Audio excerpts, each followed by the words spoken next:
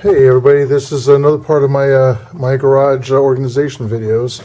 I'm making my own S-hooks out of old coat hangers, the metal coat hangers. You can bend them into shape, and when you put this bracket around, they're just as sturdy as anything else. You can only use them for the very small hooks, like the straight ones here, the small ones. We're going to make those, and we'll make these kind of like this. They are a smaller gauge metal than this, so they're not as tough. You're not going to hang on it anyway. You're just going to need small things on. So I'm going to show you how to make those three.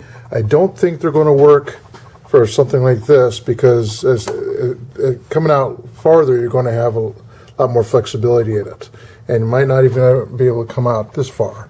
All right, so in any case, let's go ahead and take a look how to do this. It's actually very easy. Now, and I'll show you the things. Ask your neighbors, ask your relatives, the older folk like myself, and we have these hangers around. I went on Free Cycle, local county Free Cycle, and asked for them, and voila, here they are. I got, I think, 20 of them there. I tried doing something else here with this, and I just used this to make that one. That's the one that you saw up on the board. So now I'm going to go through and make these. And you're going to need a pair of needle nose and a pair of good dikes for cutting this the type of wire that's here. A good sturdy set. Don't get a little cheap one for the hobby shops. Get a really good one. And you're going to use the deep part of this. Out here is not going to work. You got to use the deep part. What you want to do is take your hook. All right. You want to start at the tip, and my thumb fits just right. And you can bend this right around your thumb. All right. And try to give it some curvature. All right, and the tip is the hardest thing to bend, and that's where you're going to need the needle nose. You just kind of knee it. That's what I call it, and you get that hook. All right, so you're just going right over it to match the hook up as best you can. All right, you're going to come up to the top here, and you're going to measure where that is with your eyeball, and give that a good bend right at the joint. Bend it back about the same degrees. And then you're going to grab this part and bend it up. This is the part that hooks into the pegboard. So you have to get this kind of right.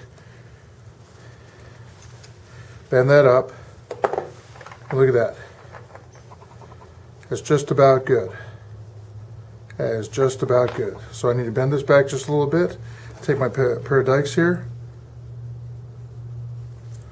Give that a cut. The other one went down. And look at that. All right, this part's a little longer. I'm not worried about that. Okay, but that's a really cheap S-hook for your pegboard. That's that one. We're going to go through and make another one here. All right, this has a little peg here that goes in. I am not worried about that. Same thing with this older one. I'm not worried about that. Okay, so let's go ahead and start working on this. I did not hear my camera go dee-dee, like the battery's dead yet, so I know I'm getting short on that. All right, we're making a sharp V for this. Let's set this side aside right now. All right, there's a sharp V right there, so we need to make a sharp V. We're going to take our tool we're having a little bit out, and bend it really sharp. And that looks like something like that. Okay, so maybe just a little bit more. All right. Now we're coming up on top here. We need to straighten this guy out some. We can bend that with our fingers. All right, so we're coming up around here someplace. We're going to bend this back.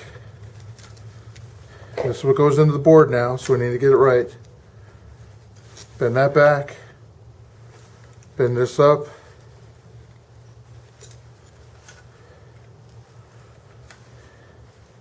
And back just a little bit to, look at that. Not too shabby. We're going to cut that up on top.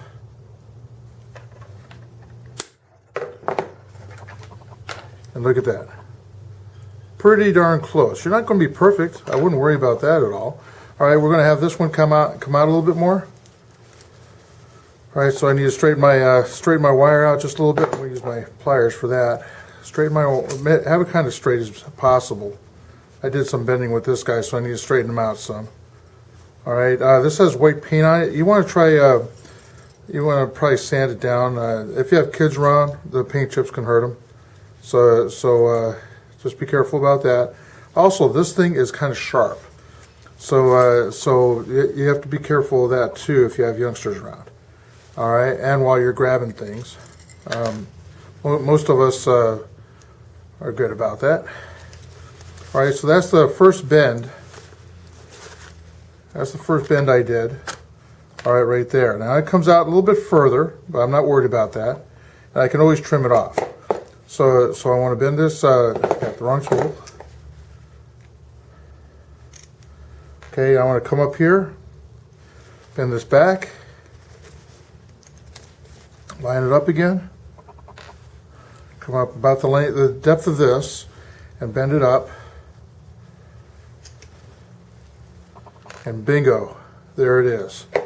So I want to cut it about a half inch up. And look at that. I'm going to bend this up just a little bit. And there it is. Let me go put these three up and take a look what it looks like. And you can make as many as you want. It's redundant, but you know what? It's a lot better than go on and spend all that money for new ones, especially when you're doing a project like what I'm doing. All right, so let's go take a look what it looks like when I put them on. Quite frankly, you probably wouldn't even know. If you came here and looked, you probably wouldn't even know. It looks almost like the original one.